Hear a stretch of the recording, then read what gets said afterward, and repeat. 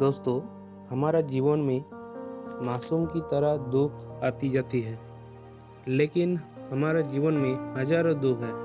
अगर आप अच्छे से देखेंगे तो हमारे जीवन में एक ही दुख है, और वो दुख क्या है? आइए इस बुद्ध कहानी माध्यम से जानेंगे वो दुख क्या है और उसको समाधान क्या है। वीडियो को आखिरी तक देखेंगे, और जो मेरे चैनल में नया है चैनल को जरूर सब्सक्राइब कर लीजिए। एक गांव में माधव नाम पर एक लड़का था। उसका जीवन काफी निराश था। उसका जीवन में निराशा का कारण ये है वो कुछ नहीं कर पाया। उसका घर वाले लोग हैं वो दूसरों को देखकर उसको ये कहता था, तेरा सभी दोस्त कर्मजीव हो गया, तू अभी तक कुछ नहीं कर पाया। ये बात सुनकर उसे बहुत बुरा लगता था। उसका दुख इतना बड़ा हो गया, उसको ये लगता था इस दुनिया का एक बोझ हो गया हो। अकेला बैठकर रोता और भगवान को दोष देता। एक दिन उसने नगर के गुरु को देखा, जो दुख के ऊपर प्रवचन दे रही थी। गुरु ने कहा, दुख एक गुरु की तरह है जो जीवन के बारे में समझाते हैं और सही से जीने का तरीका बताए।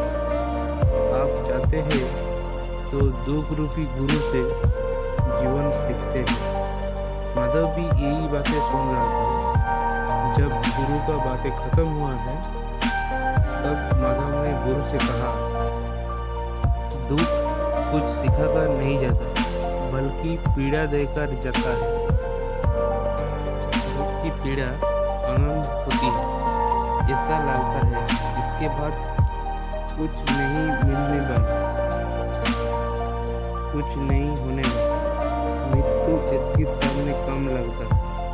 गुरु ने पूछा, क्या दुख है तुम्हें?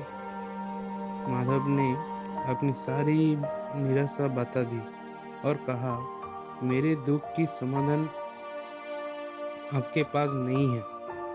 गुरु ने मुस्कुरा के कहा कि तुम्हारे जीवन में जब असली दुख आया तब मेरे पास आना, मैं उसका समाधान अवश्य ही करूँगा। ये कहकर गुरु वहाँ से चला गया। माधव ने सोचा, क्या मेरा दुख असली नहीं है? अपने दुख से परेशान होकर माधव ने एक निर्णय लिया कि वो कुछ करे देगा। उसके एक छोटा सा व्यापार शुरू किया। उसे उसकी व्यापार से सफलता नहीं मिल रही थी, पर उसके घर वाले बहुत खुश है क्योंकि वो कुछ तो प्रयास कर रहा है। धीरे धीरे उसे सफलता मिलने लगी और उसने रफ्तार पकड़ ली। वो 2 साल के भीतर एक बड़ा व्यापारी बन गया। अब उसके आसपास काफी लोग थे जो उसे पसंद करते थे, जो उसकी चिंता करते थे, जो उसकी कर्जों को सराहना करते थे, प्रशंसा करते थे। उसके माता पिता भी अपने बेटा की प्रशंसा करते करते नहीं थकते थे। उसके मित्रों की संख्या दिन में दिन बढ़ती जा रही थी और वो बहुत खुश था। फिर उसका कुछ दोस्त ने उसको सलाह दी, उसे अपना व्यापारी और बड़ा करना चाहिए।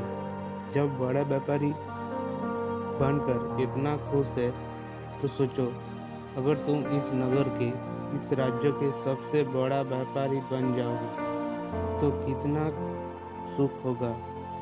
तुम्हारे पास कितने लोग तुम्हारे साथ जोड़ेंगे, कितना ऐश तुम्हारा फैलाएंगे।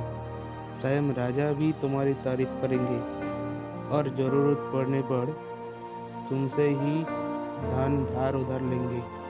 ये बात माधव के मन में गई और अब वो और ज़्यादा मेहनत करने लगा। लेकिन ये सब कुछ उसे बहुत जल्दी चाहिए था। ज़्यादा समय इसमें बर्बाद नहीं करना चाहता था, इसीलिए उसने कुछ ऐसे काम किए जो उचित नहीं थे। उसने बहुत बड़ी मात्रा में धन उधार ले लिया और वो यहीं पर नहीं रुका। ज़्यादा मुनाफा कमाने के चक्कर में उसने अपनी माल की गुणवत्ता खराब कर दी। उसकी मित्रों से कहता था वो ऐसा ही करता रहा। दूसरे व्यापारी के खिलाफ षड्यंत्र रचना शुरू कर दिए और उसकी जीवन का सुकून कहीं चला गया। उसे अब रातों में नींद नहीं आती थी। सुख साधन की सारे वस्तुएं होने की बाद भी उसे किसी चीज़ में सुख नहीं मिल रहा था। एक दिन माधव अपनी रात में बैठकर एक मार्ग से जा रहा था। रास्ता में उसने उसी गुरु का आश्रम देखा और गुरु के पास पहुंचा और कहा, गुरुदेव, आपने कहा कि असली दुख हो तो मेरे पास आना। मेरे जीवन में बहुत दुख है। मैं रात में सो भी नहीं पाता हूँ। माधव ने गुरु को सारी दुख की बात बता दी। गुरु ने कहा, जब तुम पहली बार मिलने थे तब भी तुम किसी दुख में थे। उस दुख से तुम क्या सीखा? माधव ने कहा, मैंने सीखा कि केवल सोचने मात्र से कुछ नहीं होता। अपनी सोच को साकार करने के लिए कर्म करना पड़ता है। उस केवल कर्म करने से कुछ नहीं होता। कर्म को अंतिम पड़ाव तक जाना आवश्यक होता है। चाहे रास्ते में कितनी भी बाधा आए, कितनी भी निराशा आए, चाहे ऐसा क्यों ना लगे कि कुछ नहीं होगा, तब भी ये मानकर कि जो कार्य मैं कर रहा हूँ इसमें सफल होकर ही रहूँगा। कर्म करना चाहिए। लोग केवल सफल आदमी को महत्व देते हैं। बाकी चाहे कोई कितना भी अच्छा क्यों ना हो, इस दुनिया के लिए वो बोझ ही कहलाता है। गुरु मुस्कुराए और कहा, जब तुम्हारे जीवन में असली दुख आए तब मेरे पास आओ। मैं अवश्य उसका समाधान करूंगा। माधव फिर से आश्चर्य हो गया कि ये दुख असली दुख नहीं है। असली दुख होता है क्या? लेकिन उसने कुछ नहीं कहा। माधव ने गुरु को एक घोड़ा भेंट किया जो सोने के सिक्कों से भरा था। घोड़ा को देखकर गुरु ने कहा कि इस घोड़े को वहाँ उस पेड़ के नीचे गड्ढा खोदकर दबा दो। ये मेरे किसी काम का नहीं है। माधव ने ऐसे ही किया और वो वहाँ से चला गया। धीरे धीरे माधव को व्यापार में घाटा होने लगा। उसकी धन संपत्ति धीरे धीरे घटने लगी और एक ऐसा समय आया जब उसके ऊपर बहुत कर्ज हो गया। लेकिन वो निश्चित था क्योंकि कर्ज उसके मित्रों द्वारा ही उसे दिया गया था। वो सोचता था क्योंकि मित्र उसके बुरा समय में उसका साथ देंगे। लेकिन ऐसा कुछ नहीं हुआ। सबसे ही पहले उसके मित्रों ने उधार मांगना शुरू कर दिया। ना देने से जान लेने की धमकी देती थी। उसके पिता उसकी गलतियों को गिलवाने लगा। उसके सारे संपत्ति नीलाम हो गया। उसके पास कुछ नहीं बचा। उसने अपने पिता से सहायता मांगी। पिता ने कहा कि मेरे पास ये थोड़ी सी संपत्ति है। अगर मैं तुम्हें ये दे दूँ तो तुम्हारे माँ को सहारा होगा। हमारा सहारा यही संपत्ति है बेटा। उसके जीवन में बहुत गहरा दुख था। उसके आसपास कोई भी ऐसा नहीं था जो उसे संभाल सके। इस दुख की वजह से वो टूट गया था। लगता था जीने का कोई मतलब नहीं। मृत्यु ही एकमात्र सहारा है। वो मरने के लिए एक नदी की तरफ जाएगी। तब उनको याद आया था, गुरु ने कहा, जब जीवन में असली दुख आए तो उसके पास आए और वो दुख का उससे समाधान कर देंगे। माधव गुरु के पास गया। उसने गुरु के सारे बात बता दिया और कहा कि मेरे दुख की समाधान कीजिए गुरुदेव। गुरु ने कहा, जब तुम्हारे जीवन से असली दुख आए तब भी मेरे पास आना, मैं अवश्य उसका समाधान करूंगा। माधव ने कहा, असली दुख? असली दुख क्या होता है ये असली दुख गुरुदेव? क्या आप मेरा जीवन में जो घट रहा है वो दुख नहीं है? गुरु ने कहा कि पहले ये बताओ, तुमने अपने इस दुख से क्या सीखा है? माधव ने कहा है, जो लोग तुम्हारी तरह की तुम्हारे पीछे पीछे तुम्हारे साथ आए वो तुमसे धोखा देंगे, क्योंकि तुम्हारे बुरे समय से वो तुम्हारे साथ नहीं देंगे बल्कि तुम्हारा फायदा उठाएंगे।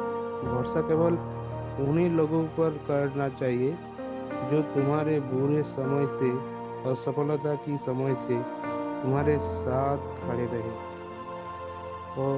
और ऐसे लोग बहुत कम मिलते हैं गुरुदेव। जिन्हें मिलते हैं उन्हें हमेशा उनकी कदर करनी चाहिए। कभी किसी के खिलाफ षड्यंत्र नहीं करना चाहिए। ईमानदारी और धैर्य के साथ काम करना चाहिए। लालच नहीं करना चाहिए। गुरु ने पेड़ के नीचे गड्ढा खोदकर घड़ा निकाला जिसमें सोने की सिक्का थे और वो घोड़ा माधव को दे दिया और कहा, जब असली दुख आया तब मेरे पास आना। माधव को उस घोड़े से उम्मीद मिली। उस धन से उसने दोबारा व्यापार शुरू कर दिया और अब वो छोटा सा व्यापारी बनकर भी खुश था और ईमानदारी से काम करते करते वो फिर से बड़ा व्यापारी बन गया। हालांकि इसमें कुछ समय लगा, लेकिन वो खुश था। उसको जीवन खुशियाँ से भर रहा था। लेकिन आप कितने ही अच्छा है, दान करते हैं, लोगों की मदद करते हैं, अच्छा काम करते हैं, पुण्य करते, जीवन में दुख सब की आता है। तो माधव के जीवन में फिर से दुख आया। उसके माता पिता मौत हो गई। माधव माता पिता को श्मशान ले गई और अंतिम क्रिया की। माधव ने जब उन्होंने चिताओं ने जलते हुए देखा तो उसका मन बेचैन हो गया। उसके मन में हजारों सवाल खड़े हो गए। तो घर वापस आए और उनका माता पिता के संपत्ति को देखा। उसके लिए वो हमेशा लड़ते रहते थे। उसके देखने वाला कोई नहीं था। उसका मन बहुत बेचैन हो रहा था। लग रहा था कुछ खाली है, कुछ डर है, कुछ है जो समझ नहीं रहा था। इसीलिए वो गुरु के पास गया। गुरु ने माधव को देखते ही कहा, दुख है? माधव ने कहा कि जीवन में ऐसे तो कोई दुख नहीं है गुरुदेव, सब ठीक ही है, सब सुखी है। पर आज मेरा माता पिता की मौत हो गई। मेरा मन बहुत दुखी है। गुरु ने कहा, इसमें दुखी होने वाली बात क्या है? एक दिन तो प्रियजनों को मर जाना ही है। जीवित तो या कोई नहीं रहा, नहीं कोई रहेगा। तुम भी एक दिन मर जाओगे। हो सकता है कल, हो सकता है आज, या कहो तो आप भी मर सकते हैं। ने कहा, गुरुदेव आप यह क्या कह रही हो? मैं भी मर जाऊंगा? मैं तो जवान हूँ। गुरु ने कहा, मेरे बच्चे, इस भ्रम में मत जीना कि मृत्यु से बूढ़ों को ही आती है। बूढ़ों के सामने जवान भी मरते जाते हैं, बच्चे मर जाते हैं। मृत्यु का किसी का उम्र से कोई लेना देना नहीं है। गुरु के मुख से ये बातें सुनकर माधव वहाँ से चुपचाप चला गया। दिन रात वो अपने बारे में सोच रहा था। वो क्या कर रहा है, वो क्या है, क्यों है, कैसे है, हम क्या है, हम क्या करने आया है? क्या बस चीज़ों को उपभोग करना और मर्जना का जीवन का असली मतलब होता है? उसे कोई जवाब नहीं मिल रहा। उसका दुख बढ़ता ही जा रहा है। कुछ दिन बाद वो वापस उसके गुरु के पास पहुंचा और गुरु को सारे बात बता दी। गुरु मुस्कुराए और गुरु ने कहा कि आज पहली बार हमारे जीवन में असली दुख उत्पन्न हुआ है। वास्तव में यही है जो दुख कहलाने लायक है कि हमें पता नहीं है कि हम क्या कर रहे हैं, क्यों है, कैसे है, कौन है और हमें क्या करना है। माधव ने कहा, गुरुदेव मेरे दुख का समाधान कीजिए। गुरु ने कहा कि हम सब अपने जीवन भर इकट्ठा करते रहता है। माधव ने कहा कि गुरुदेव सभी लोग धन, संपत्ति, मान, सम्मान, प्रेम, परिवार, मित्र, शत्रु, पद, प्रतिष्ठा इकट्ठा करते रहते हैं। गुरु ने कहा कि क्या इनमें से कुछ भी इकट्ठा करके हम अपने साथ ले जा सकते हैं? माधव ने कहा कि नहीं गुरुदेव, इनमें से तो कुछ भी नहीं ले जा सकते। मेरे माता पिता के साथ कुछ भी नहीं गया, सब तो यही पर छोड़ गया। गुरु ने कहा, ध्यान से समझाना, इस दुनिया में हम जैसे इकट्ठा करते हैं उसे हम कभी इकट्ठा करते ही नहीं। जिसे हमें इकट्ठा करना है वो हम खुद, हमें इस दुनिया अपने आप को इकट्ठा करना है ताकि जब हमारे मृत्यु हो तब हम एक हो सके और अपने आप को पहचान सके। भटे हुए प्रेम में, क्रोध में, सम्मान में, धर्म में, जाति में, नफरत में, धन में, संपत्ति में, पहचान में, दूसरों को लूटने में और अपने आप को लुटाने में और ऐसे ही हजारों लाखों वासनाएं हमें भटे पड़े हैं। हम टुकड़ों में जीवन जी रही है। हमारे चेतना कभी भी एक नहीं हो पाती। हमारे ऊर्जा शक्ति बिखर गई है। इसीलिए हमारे पास इतना भी समय नहीं है हम मुड़कर अपनी ओर देख सके।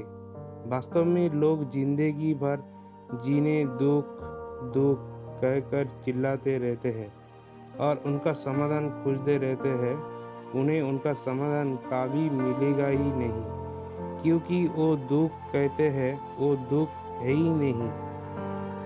इसीलिए यह किसी को कभी उनका दुख का समाधान नहीं मिलता।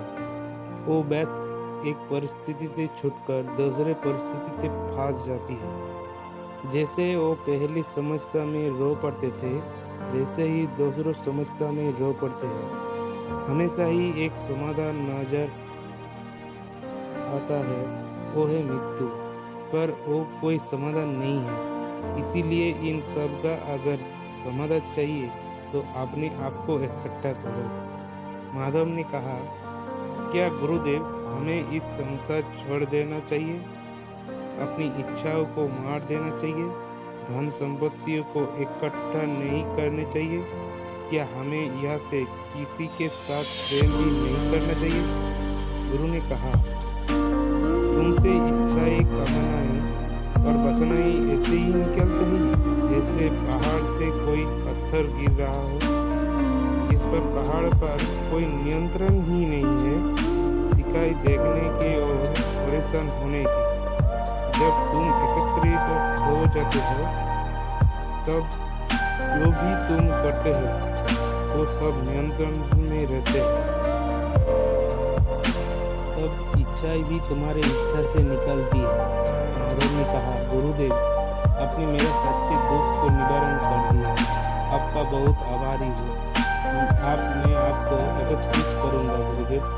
मानव शरीर में बहुत ऊर्जा है, बहुत शक्ति है, पर वो बेकार की चीज़ों में भटकर रह गई है, व्यर्थ की चीज़ों में लगे रहती है। दोस्तों, अक्सर हम पर वालों से सवाल करते हैं कि हमारे जीवन में इतने दुख क्यों है।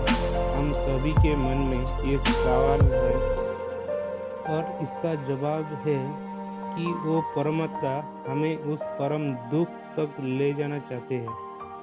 उस सबसे बड़ा दुख एक ले जाता है जहाँ पर हमें पता चल सके कि इंसानियत का आत्मा की असली दुख क्या है। और वो दुख है अपने आप को पहचान ना पाना, अपनी शक्तियों को ना पहचान पाना, अपने आप को इकट्ठा ना कर पाना, अपनी आप नियंत्रण ना कर पाना। हमारे जीवन में यही दुख होता है, लेकिन इस दुख को ना देखकर हम सब, लेकिन इस दुख पर कभी हमारा ध्यान नहीं जाता। और वास्तव में होना ये चाहिए कि जब हमारे जीवन में दुख आती है तो हमारे सोच वहाँ पर जाना चाहिए कि मैं क्यों हूँ, मैं क्या हूँ। और जब ये एकमात्र दुख आपके जीवन में आपको नजर आती है तब ध्यान की तरफ बढ़ते हैं, तो अपने आप को खोजने तरफ चलते हैं। दोस्तों, वीडियो अच्छे लगने से एक लाइक और एक कमेंट कर दीजिए। और जिन लोगों ने अभी तक सब्सक्राइब नहीं किया है वो चैनल को जरूर सब्सक्राइब कर लीजिए।